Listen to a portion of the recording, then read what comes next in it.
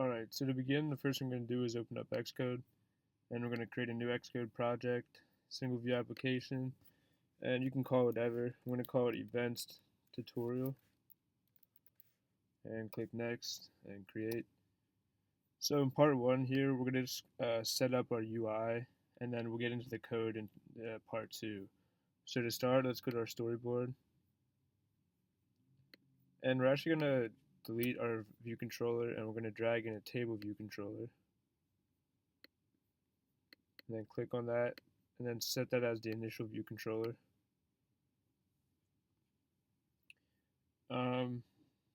Alright, so now actually before we forget, I'm going to drag in our frameworks that we need. So over here I have the parse frameworks, and it's parse UI, parse, and bolts. So let's drag them in and copy them if needed. And I'll provide the links down below to those if you can't find them. So next, we're going to actually add a few other frameworks that are needed so these can work. So let's go over here, and the first one's going to be Audio Toolbox.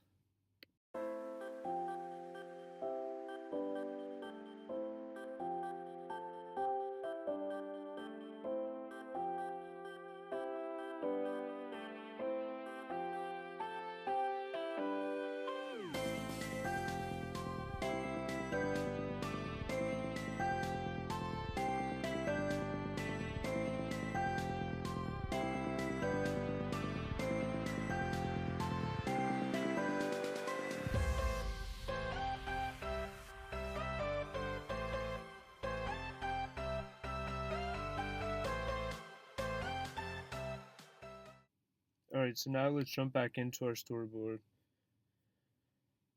And let's actually expand this cell. Let's put it to maybe, let's say like, right about there, 260-ish, whatever you want. You can set it exactly, but for now this is good. Now let's drag in an image view.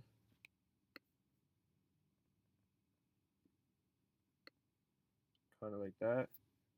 And we're going to need 3 labels. First one's going to go there. Next one's going to go here. And then the third one will go there. And this one, for example, is going to be our price. This one's going to be our location. And this one's going to be our date and time. So highlight all, or click all of these and set the suggested constraints. And now what we're going to do actually is we're going to embed our controller in both the navigation controller and then also the tab bar controller as that. And then when we do that, it'll give us this tab bar at the bottom. So now what we're going to do is we're going to drag in our second view controller, which will act as the second tab in our app. So drag that in there, and then we're going to control click from the tab bar controller over to here, and we're going to just click the relationship segue view controllers. And when you do that, you'll get a tab bar down here as well. So now I'm going to just drag in 2 images that we're going to use for the tab bars, just to make it a little nicer. So we'll drag them in, and then we'll just click over here. And so our first one's going to be home, we'll call it. So click on this one, and the image is going to be home, and the title is going to be home. And then the second one is going to be, we'll call it submit, and the image is going to be create new.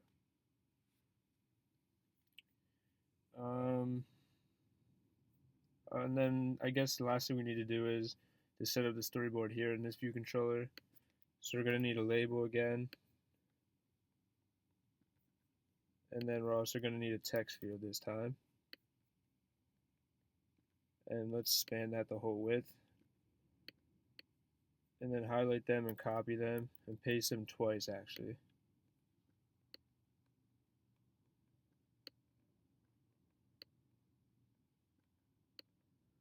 So you get something like this. And the first one's going to be location.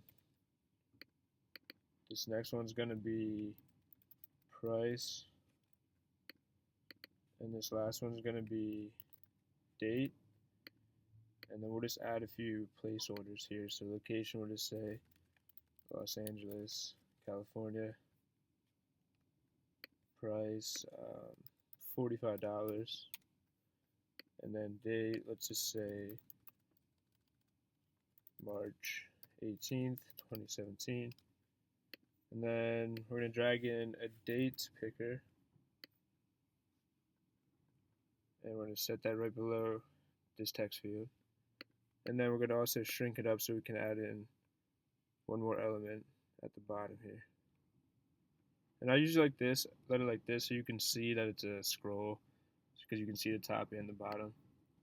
And then the last thing we're going to want is an image view, like this. And then we're going to put a button over top of it. And the reason we're going to do that is, and also set the background of the button to something dark to cover that up. So we set it something like this. And the reason we're going to do this is, we want it so we can set that image on a click. So when we click that spot, you'll be able to set the image. And then we'll just click to add image and change the text color to white.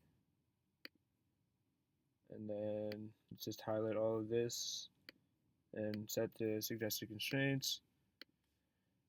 Set this to iPhone 6, I guess, and run it. And let's see how it looks for now.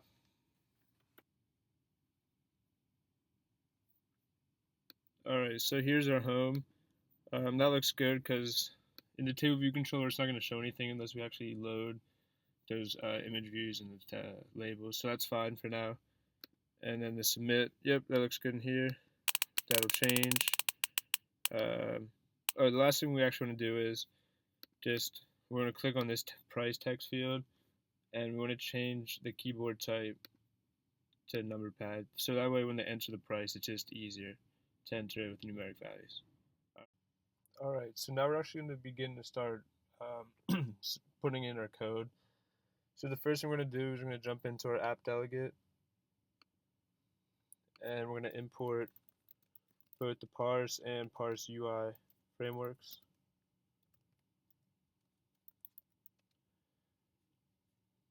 And then we're going to come down here in the did finish launching with the options method, and before the return true statement we're going to create a variable called configuration. So let configuration equal parse client configuration, open bracket, close bracket, and then we're going to call our app ID and our client keys here. So we're going to need $0 application ID and set it as a string. Same thing for the client key. And then we need one more, which is the server, and that's going to be https / parse api.com or parse api.back4app.com. And then outside of the bracket we're just going to say parse.initialize and then call the configuration variable. Now we're actually going to first we'll actually get these app ID and client keys quick. So in a browser, you're going to want to go to this website right here. It's Back4App. And if you don't already have an account, you'll create one, but you can sign in here. And then you'll be taken to your dashboard. And you would create your new app right here, which I have a bunch, as you can see. And I call this one Events Tutorial. So then you would click on Features, and you'd be taken to here. And to get the keys that we want, you would click on Server, and then that would show you this page right here. So I'll show you the app ID. You would copy this and paste it into here, and then same for the client key as well. So you would paste that in there. Then back in Xcode, we're going to delete our view controller actually. So right click and delete and move it to the trash. And we're going to create a new file Cocoa Touch class, and it's going to be of type PF Query Table View Controller, and we're going to call it Events Table View Controller. And click Next, and click Create.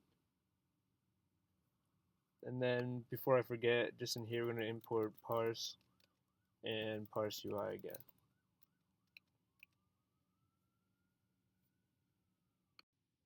Alright, so now create another file, and this time it's going to be a Swift file, and we'll call this event so, and we're going to import UI kit,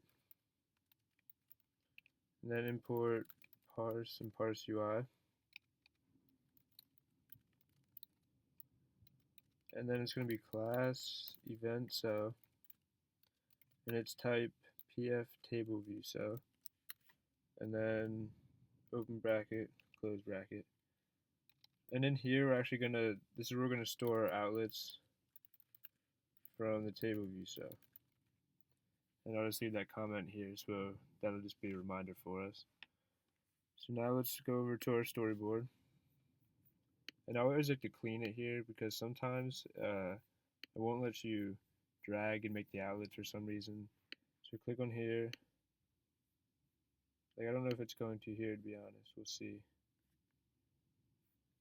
First actually, we need to click on this and set that as events table view controller, and then click on our cell and make it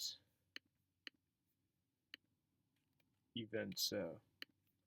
Now clean it one more time, click on the image view, and make sure you're in the table view cell, control click from the image view, and we'll call it event image.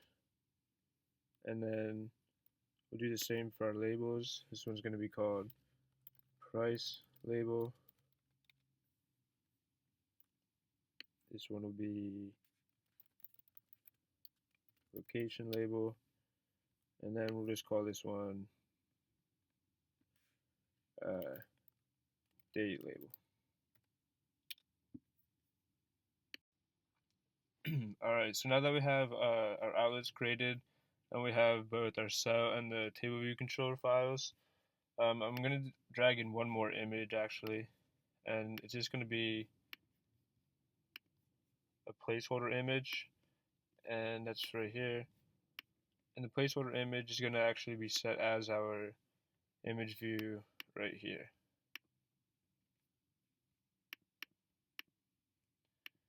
And there. The reason we want that is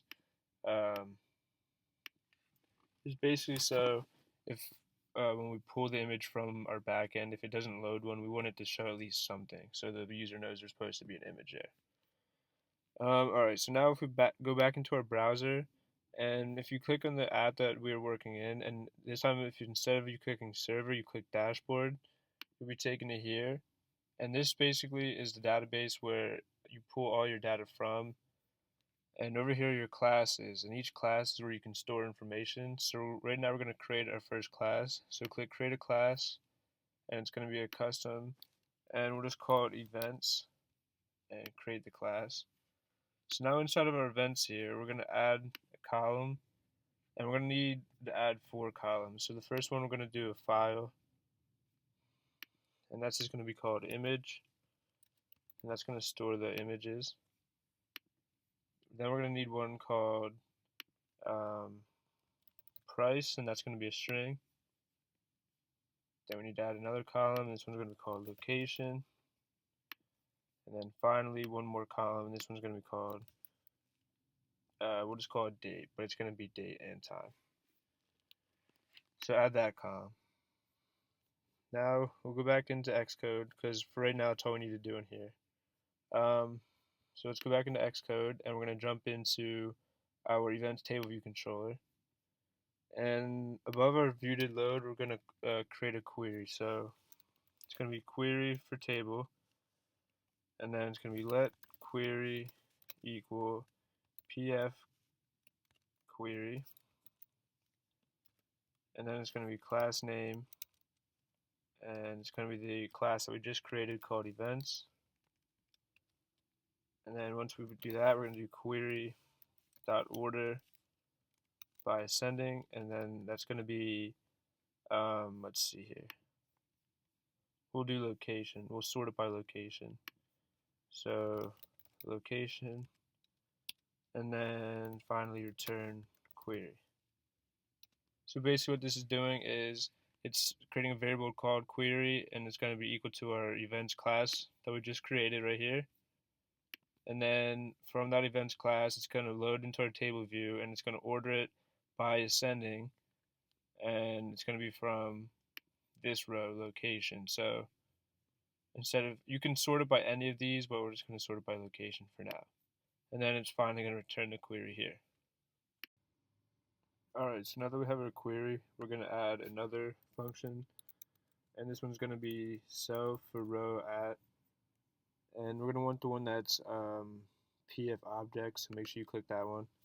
And then we're going to do let cell equal table view dot dq reusable cell with identifier, and the string is going to be cell, and the index path is just index path, and that's going to be as event cell.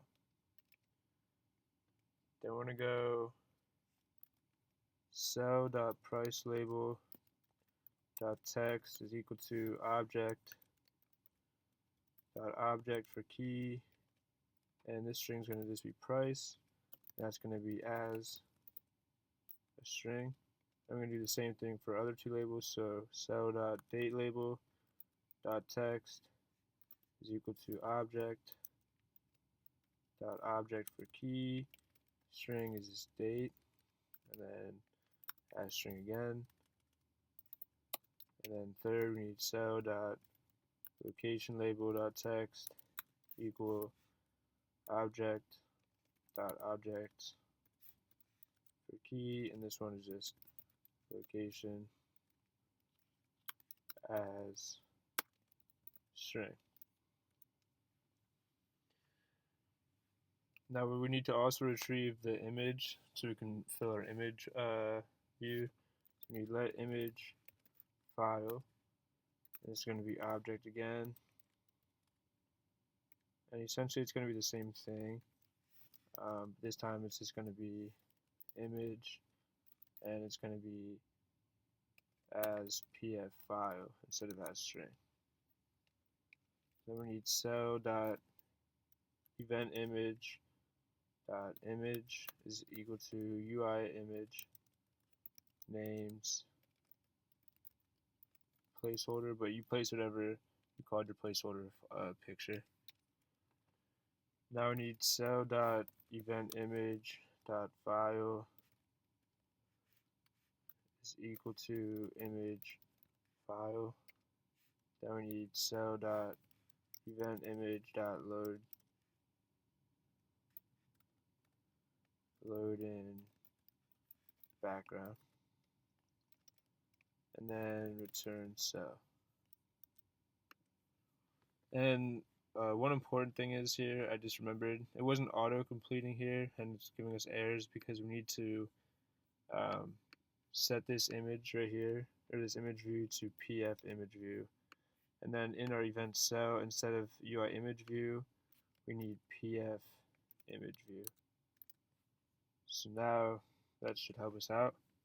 And as you can see, it auto completed now because there's no errors. So now let's go back into our dashboard and actually create a row. So we're going to add a new row, and we're going to upload a file, and I'm just going to do this Los Angeles picture right here, and we're going to open that. Alright, I don't know what happened there. We're going to try again. We're going to open that, and then price, what does it say, is $30.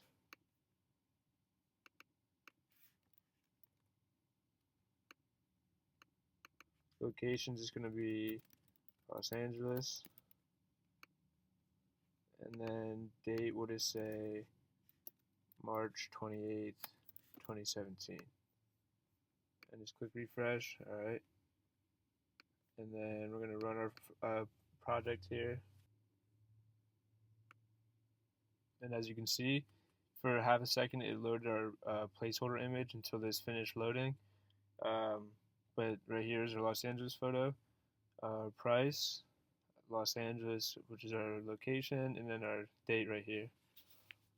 So in the next video, we're going to look at how we can click on this cell and be pushed into a more detailed view controller, so to speak. And then also we're going to look at um, creating our next tab over here, which I disabled for now, if in case you're wondering why it's not there. But I'll reinstall it for the next one. Alright, thanks guys for watching.